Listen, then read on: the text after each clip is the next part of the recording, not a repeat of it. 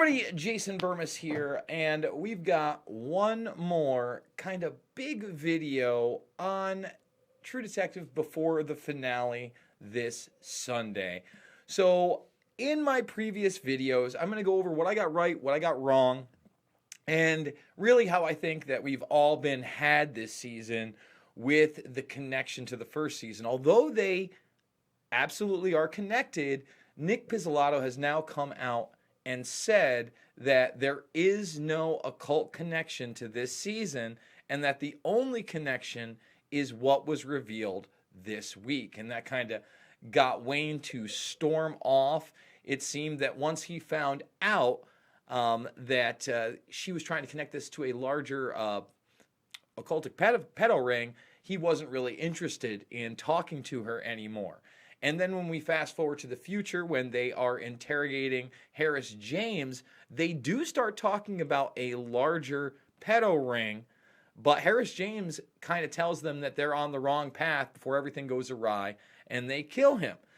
And the episode itself is framed to make you believe, and this seems to be where they're going, that the daughter was sold off to Hoyt to replace his granddaughter, who had been lost to his daughter Isabella when she lost her and her husband in a car crash.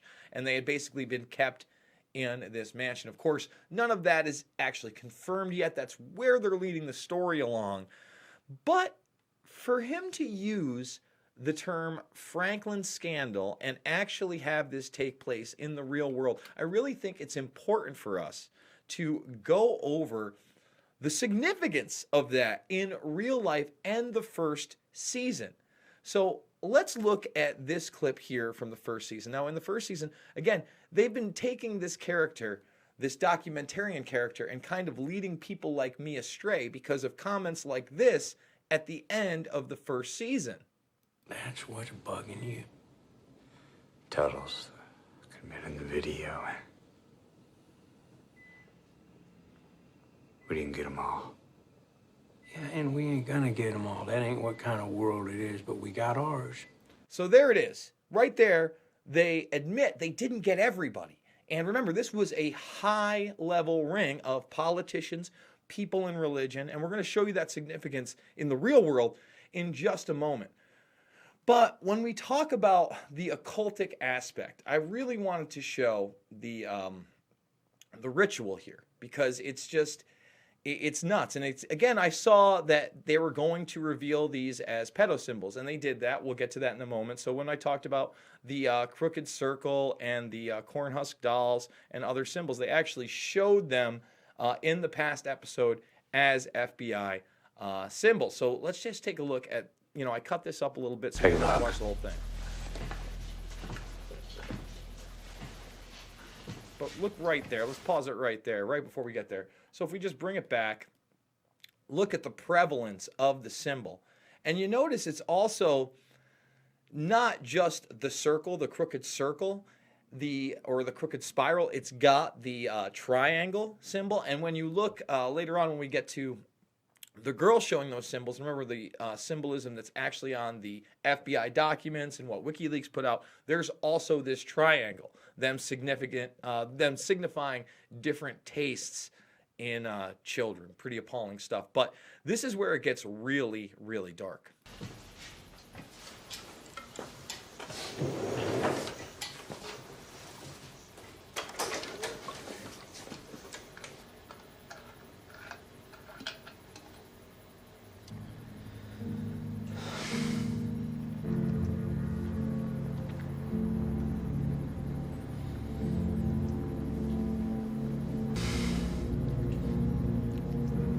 Right there, you can see that she's got the horns put on her head, a lot like the older girl, the Dora Lang murder that was in the very, very beginning. Remember, this is a much younger girl now. Men with hoods around her, surrounding her.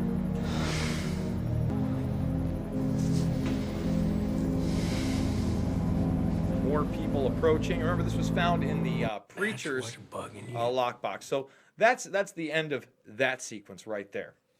Again, very, very dark stuff. So where does it all come from? I mean, this is all fiction, right? After all, these pedo symbols can't be real. But then they talked about this season. They go in lots of directions. Did you know at various times since large-scale pedophile rings connected to people of influence were uncovered in the surrounding areas? Do you know about the Franklin scandal? No. It's been theorized that the straw dolls are a sign of pedophile groups like the Crooked Spiral.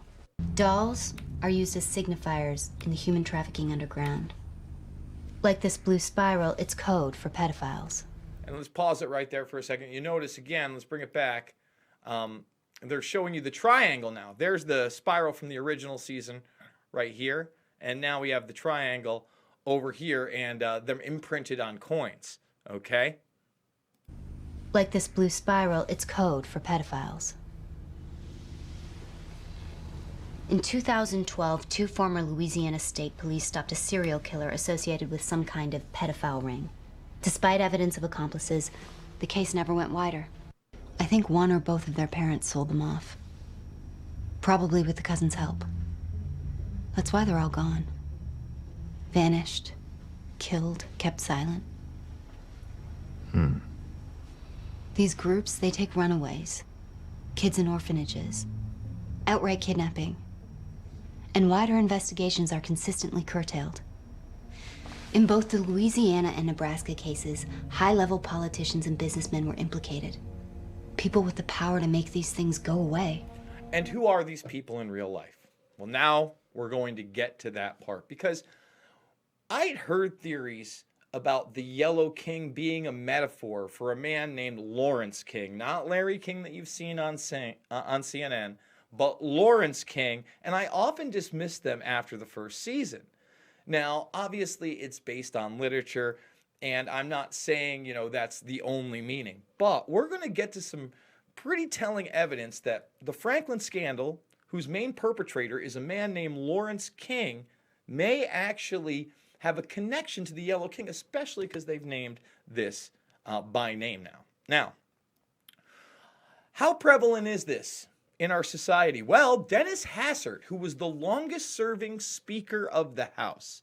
Yes, the longest serving Speaker of the House. What exactly does that mean? Well, that means that he was not too far away from the presidency. In fact, if you look at where Dennis Hastert was, he is the third heartbeat. So let's say something happens to the president and the vice president. Well, guess what? Dennis Hastert is your guy. He's the leader of the country.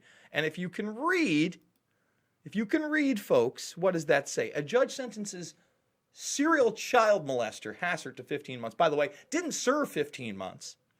And a lot of these activities weren't taking place while he was a politician. They were taking place a long time before that. And do you think he stopped? Think about this. Accusations go back to him doing this to a 4th grader, a 10-year-old in his school. He got caught when he was paying off one of his victims that he had taken advantage of when he was a high school wrestling coach. Remember, this was going on when he was a teacher. He gained more power, and actually one of the brothers one of his accusers, basically. So one of the people he molested, allegedly, and that has accused him, his brother is his protege, somebody he brought up in politics. These are all things that you can look into, but what you really need to look into is this. Barney Frank, very loosely connected to this Franklin scandal. A lot of people don't know that, but Barney Frank had a male prostitution ring running out of his D.C. home with a man named Stephen Gottlieb. And this is often forgotten about, but you can look at the hearings. Some of these people were alleged to be underage, teenagers, and it also connected to the Chevy Chase middle school, I believe, where the principal, a grade school principal, actually it was a grade school, I'm sorry, had to quit over his ties to this male prostitution ring. And, this isn't fake news. This is New York Times, 1989. So these all around the same time as the Franklin scandal. Now, when it came down to the Franklin scandal, a lot of people were named. And Lawrence King, we're going to talk about him possibly being a metaphor for that Yellow King in a moment. he was the main guy, and he was a state senator, I believe, in Nebraska, an up-and-coming politician. When they held a grand jury, not only did they call this thing a carefully crafted hoax, but they indicted 3 of the victims. Paul Bonacci, Troy Bonner, and Alicia Owens is who you see there in the middle. So that's the news that came across, that this was a carefully crafted hoax. It didn't matter that we had those big headlines on the Washington Times and whatnot. No, instead, you got guys like Larry King, who, he was exonerated, but then he lost $1 million lawsuit. He did some time for other things, but not anything near the things he was accused of. And honestly, I'd like to keep this video monetized so people can actually see it. So we're not going to get into the nitty-gritty details, but we are going to show you a little bit of why he could be the Yellow King. But here's Larry King singing the national anthem at day 2 of the 1984 Republican National Convention. Ladies and gentlemen, the chair now recognizes Lawrence King, Jr., a member of the Nebraska delegation, for the singing of the national anthem.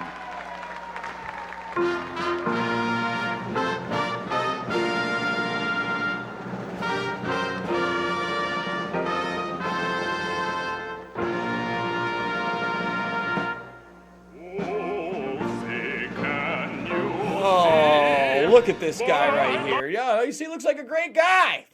Looks like the kind of guy I'd like to allow my children to spend some time around. So I'm going to mute this in the background where I just tell you a little bit about King here. So again, up-and-coming politician involved in a credit union scandal, lost $1 million lawsuit to Paul Bonacci, but he walks around a free man today. And I would like people, you want to check out the Franklin scandal. Well, that's Nick Bryant. It's a follow-up to this book that you can find online. And we're just going to pop it right up here. But King was highly visible on Boys Town campuses. Okay, remember we talked about in the first video these foundations. Remember Hoyt's Down to Foundation for Children, further alluding to that fact that maybe this was a trafficking operation. We talked about Sandusky and the Second Mile Foundation, the allegations that he was running children. Well, King was a highly visible on the Boys Town campus because of his distinctive yellow Trojan car. The guy had a yellow sports car. Now, again, had they not named the Franklin scandal by name in this 3rd season, I would say, hey, there's really no connection directly to Larry King. But this certainly gives the possibility. There's some other references to yellow in the Franklin scandal.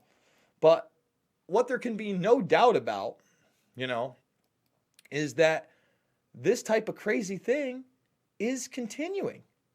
Okay? Because not only did, Hastert get his 15 months, but with people like Epstein settling lawsuits, and it's not just 1 or 2 women, it's not dozens of women anymore, it's hundreds of women. People like Bill Clinton, their flight logs show that they were on the plane 26 times while he was a president. 26 times at least, that's what we know.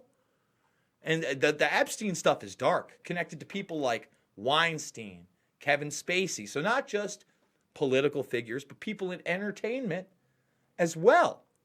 And so much so that just today, this is trending, they found out that federal prosecutors broke the law in that sweetheart Epstein deal.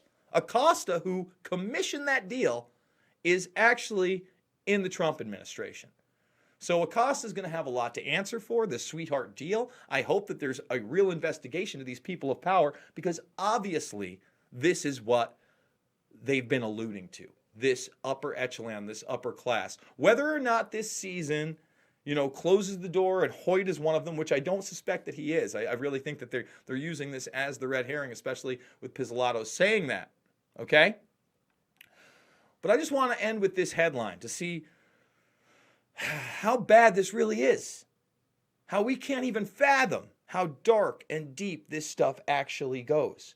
Somebody who's promoted by Oprah, promoted by Bill Clinton, who we just talked about, John of God, has now been arrested hundreds of people are coming out with sexual assault. But this is one of the headlines that is kind of being kept under wraps, that this cult leader ran a child sex slave farm. The darkest of the dark, folks. Doesn't get much darker than this in reality. Yes, True Detective has some very dark undertones. But when you get to the nitty-gritty, what is it really based on? When you're talking about things like the Franklin scandal, folks, well, it's reality. I want to thank you guys all so much for watching. Please spread this video out. I'm going to do at least one more video after the finale, going over that, and then a larger video on True Detective, connecting all the series and going over real-life examples of what I believe this show is truly based on. So I want to thank you guys again for watching. Hit that like, share, subscribe button. Nail those notifications or you won't know when I do a video. Remember, I do work for wearechange.org. I do videos over there and over at Pulse Change. So if you want to see some of my past reports on Jeffrey Epstein and other people like Dennis Hastert, there's plenty of them out there. Thank you so much for watching. We'll catch you on the next video.